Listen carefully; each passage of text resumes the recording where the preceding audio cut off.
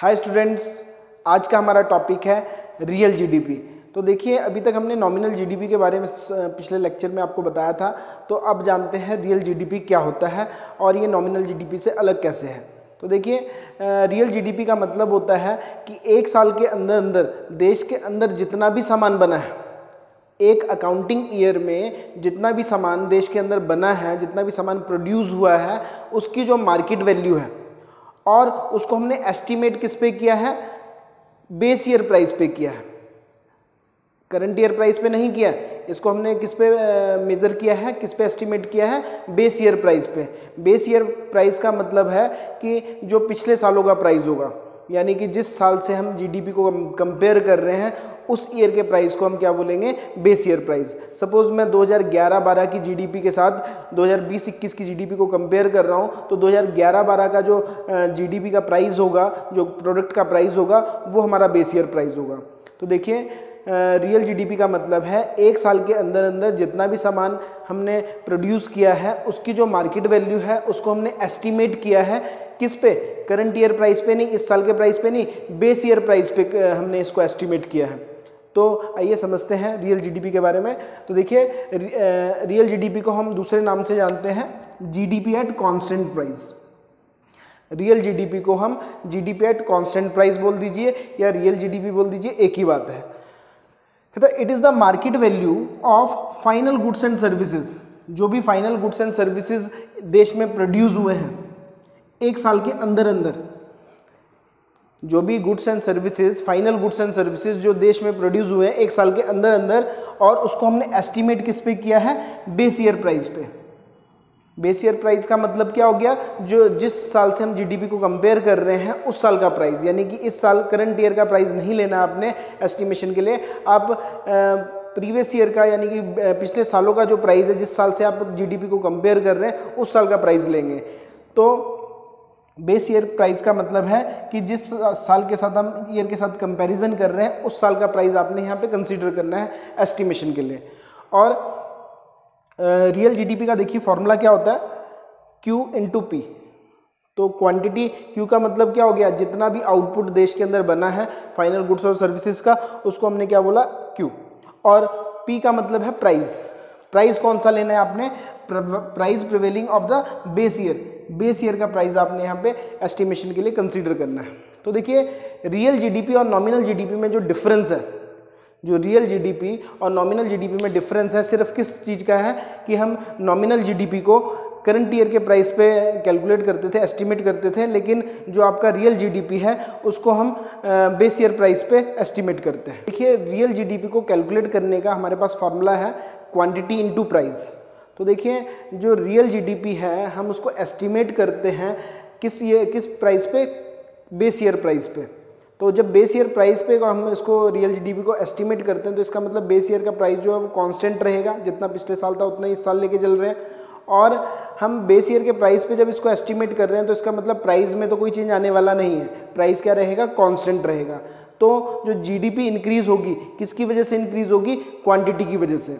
अगर क्वांटिटी की वजह, देखिए रियल जीडीपी जो है वो इंक्रीज होगी सिर्फ किसकी वजह से इंक्रीज होगी? क्वांटिटी की वजह से इंक्रीज होगी, क्योंकि प्राइस हमारे पास कांस्टेंट है। तो देखिए फॉर्मूला क्या है यहाँ पे? Real GDP equals to quantity into price. तो मैंने बताया आपको कि प्राइस यहाँ पे हमारा कांस्टेंट रहेगा, सिर्फ जो जीडीपी बढ़ेगी क्वांटिटी के बढ़ने की वजह से बढ़ेगी। तो क्वांटिटी अगर बढ़ती है तो इसका मतलब क्या है कि गुड्स और सर्विसेज का फ्लो ज़्यादा हो रहा है, देश में ज़्यादा से ज़्यादा उत्पादन हो रहा है, ज़्यादा से ज़्यादा प्रोडक्शन हो रहा है। और जब देश में ज़्यादा से ज़्यादा प्रोडक्शन होगा तो इसका मतलब जो पर पर्सन जो गुड्स की अवेलेबिलिटी होगी वो इंक्रीज़ हो जाएगी, ज़्यादा से ज़्यादा सामान लोगों के पास पहुंचेगा। और पर पर्सन जब अवेलेबिलिटी गुड्स की इंक्रीज़ होगी और उसकी वजह से जो उनकी जो लिविंग स्टैंडर्ड है, क्वालिटी ऑफ लाइफ है, वो भी यहाँ पे इंक्रीज़ हो जाएगी। तो देखिए, the above equation shows that real GDP increases. Real GDP बढ़ेगी, रियल जीडीपी में इंक्रीज आएगा, लेकिन किसकी वजह से?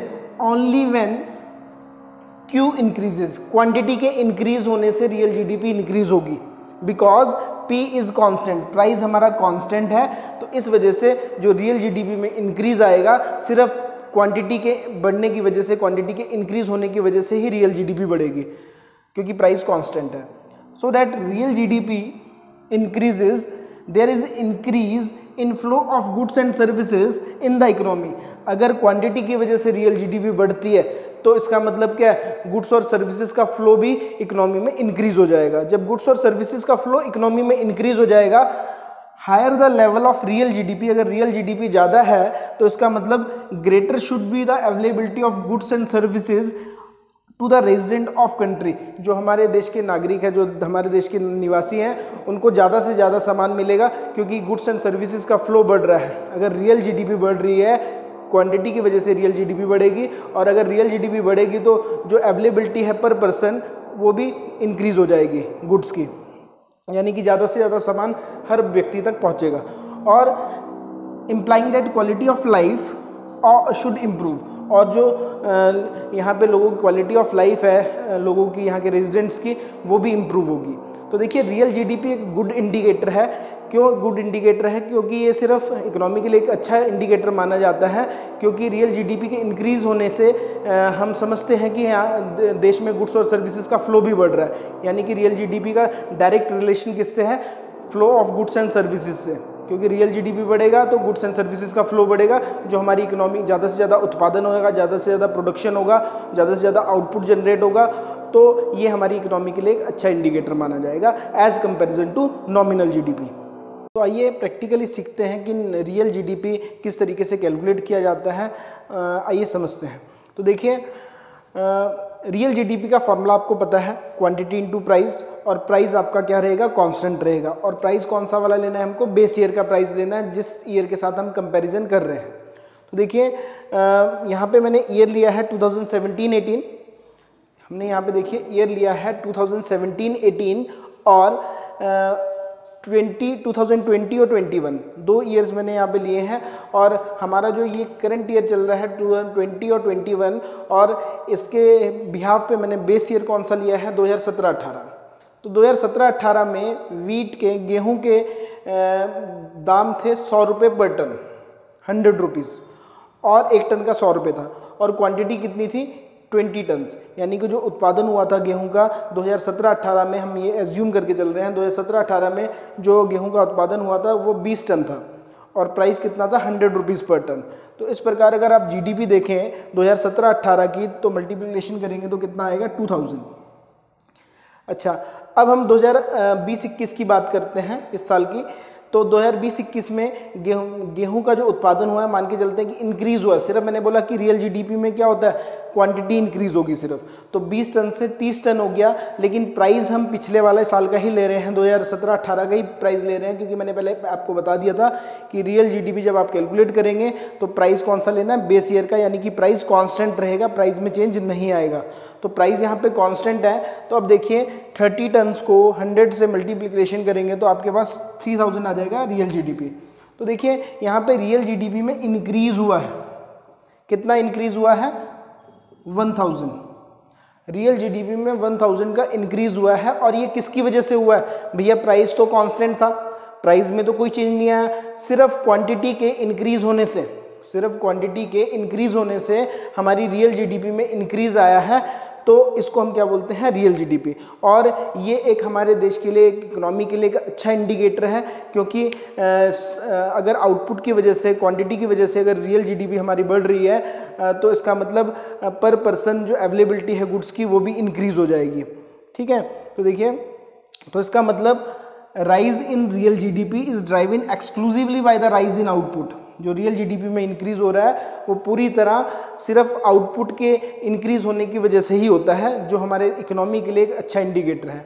लेकिन नॉमिनल जीडीपी में ऐसा नहीं होता है। नॉमिनल जीडीपी में प्राइस के इंक्रीज होने से भी रियल जीडीपी इंक्रीज होती है, तो वो सिर्फ चीज़ों के जो सामान है उनके दाम महंगे होने की वजह से जीडीपी बढ़ना मतलब नॉमिनल जीडीपी है वो, तो वो हमारे इकोनॉमी के लिए अच्छा इंडिकेटर नहीं है। तो रियल जीडीपी हमारी इकोनॉमी के लिए अच्छा इंडिकेटर है, क्योंकि यहाँ पे आउटपुट बढ़ने की वजह से जीडीपी बढ़ रही है।